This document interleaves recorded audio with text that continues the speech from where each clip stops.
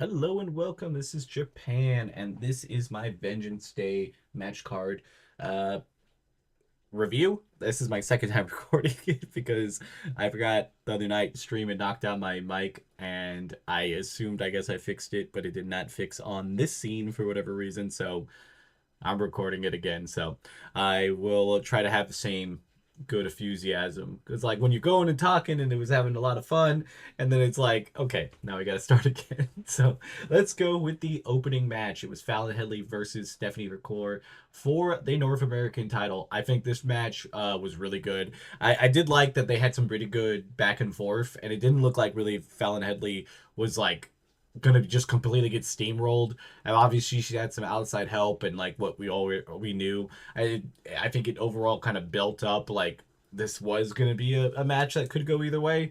But Stephanie winning, I think, was the perfect decision here, and she did amazing. They both did amazing in there. I like Fallon Headley's run. It was obviously she was gonna be kind of a bridge champion either way, but I mean, you might as well take the bridge if you're gonna get a championship. Like you take it. Like you're gonna get beaten by somebody big. And congratulations to Stephanie being the first South American wrestler in general to win a WWE championship. So that's really good. I think the match deserved to be an A. It was solid, great way to start off the show. I like pretty much everything about it. Then we had Axiom and Nathan Frazier versus is it Inmora? I heard them say it and it just sounded now completely off. And Josh Briggs, I forget how good Josh Briggs is because like that triple threat last year at Stand and Deliver with Dijak and him and Obafemi was an absolute masterpiece. And then like I forget because like he's kind of in the background a lot of the times. This man needs to be out there, and this is if this is going to be a tag team that is more prevalent in there, I'm all for it. They did amazing. All four men just absolutely cooked out there. The spots and how nasty those moves looked, and it really looked there were some good chances there that like Axiom and Nathan Frazier were in trouble because of like how well that they were like defending and getting some really good heat with it. Uh, yeah, this was just an absolute chef's kiss S tier 5-star match to me. Like everybody went out there and did great, but it was surprising like to have that match like right in the beginning because it was like man, it was just so exciting.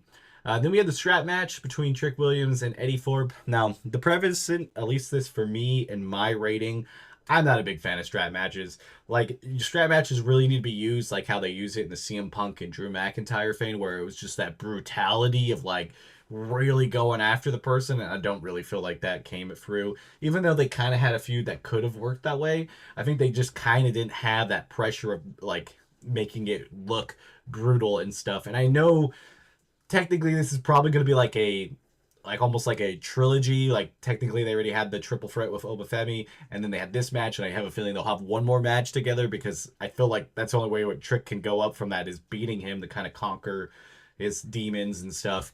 And again, I think the strap match definitely made it worse for this Finn because like they really couldn't do a lot of moves. It really felt like it kept hindering Eddie Thorpe a lot, and a lot of it was just pulls and stuff that they really couldn't do much with, and it kind of limited both of the wrestlers like too much with not having the brutality of them barely using the strap as a weapon. So I'm gonna put it in D. It just wasn't my thing. Other people might think it's a little bit higher, but to me personally, it just wasn't really a match type that I like, and you have to really, really be good and really have like a certain vision for it to make it good. Um, then we had Mr. Bouncy, Javon Evans versus Ethan Page. This match actually was one of those that was sneakily, like, surprisingly good. Like we already knew that it was like it's like basically Ethan Page is very technical, and Javon Evans has all these great high flying moves, and like they've been building up this feud, and it's like it's such a good feud that like it is like towards the back half of a card because of it, because there's no like stakes in it other than just personal stuff, and I think it delivered. I think it was a pretty good match. Obviously. Ethan Page re-injuring Javon Evans, like for the story is pretty good. I think this will kind of set them up for maybe a stand and deliver match for Javon to finally beat him and stuff. But I thought it was a pretty solid match. I put it in A. I enjoyed every bit of whatever Javon Evans does out there. He just is just unnaturally athletic and stuff, and it just looks so good, and he makes it look so easy too. So I think with more and more time to hone his craft, he's gonna be probably one of the best like high flying like guys that we have in the WWE. Then we had the triple threat: Obafemi versus A Town Down Under. This one actually was like a really good back and forth because like obviously we thought I already know Abel Femi is going to pretty much put a S tier match on with himself. Like he's going to have it. Everybody else just has to show up. And I think Grayson Waller and Austin Theory did good. Austin Theory obviously had some pretty good spots in there. And then Grayson Waller just took like everything like a champ. Like he was saying that all that stuff. He's like, well, I gave my body to NXT and I did all this in the past. And then he just did it again. And it was great. I think the match itself was really solid. It was a cool triple threat. Had a little bit of different vibes, and it kind of pushes A Town Down Under to have a little bit of friction that could possibly lead to the breakup. But it's like a slow burn that we've had for a while now, but like it's starting to burn a little bit faster. So I like it. I'm putting it up in S tier. It was definitely not the best match of the night. I think you know, at least what we've gone through so far, I think the tag match still was a little bit better for me, at least because it was just so good and I was just so thoroughly like locked into it. Like every moment of it, there was something going on, which also helps when you're in a tag match because you have four men, you can do some different spots, and I think it worked out. Then we had the faction. They originally attacked the tag teams and then attacked Obafemi after this. Overall, I feel like the faction, whatever they're gonna be, doesn't look like I'm not like super pumped for it yet. I think it definitely needs more build. I think we got a little bit up, so I was kind of pumped, but then it was like I know Dion Lennox and that's it. And I don't know any other guys. I've like heard of their names, but never seen any of them wrestle because I don't think any of them are like full-time roster members yet. So I guess we'll see how it goes. I'm gonna cautiously put it in C. I wasn't super pumped, and I'm not super pumped to see what happens, but I'm gonna obviously still be watching, and hopefully they can turn it into something crazy and something good. But the vibes right off the bat wasn't it for me.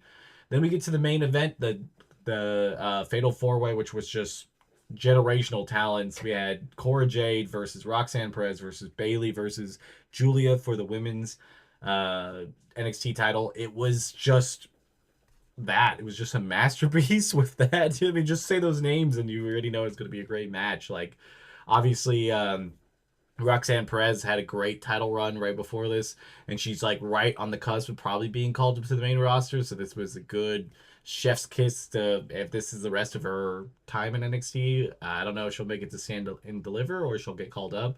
Obviously, she has a qualifying match for the Elimination Chamber on Monday, so maybe she wins that and gets called up.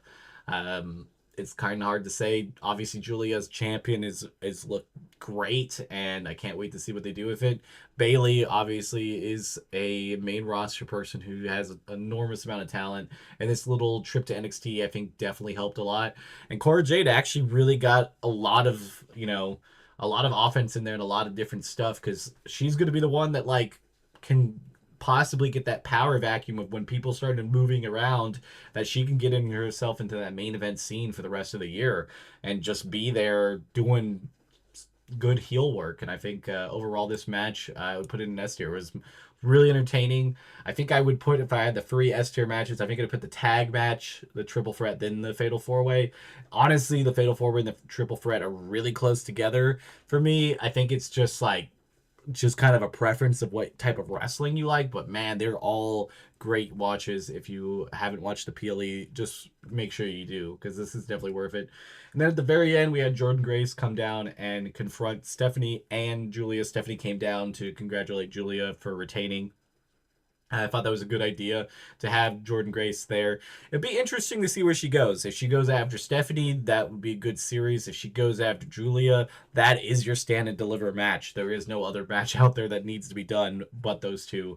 So I'm putting it at A. I'm pumped for it. I want to see what happens. And I think we'll know Tuesday where their trajectory is. And yeah, this has been Japan. Don't forget to like, comment, and subscribe. We've been putting up videos and shorts and everything. And yeah, I'll see you guys next time. Bye, guys.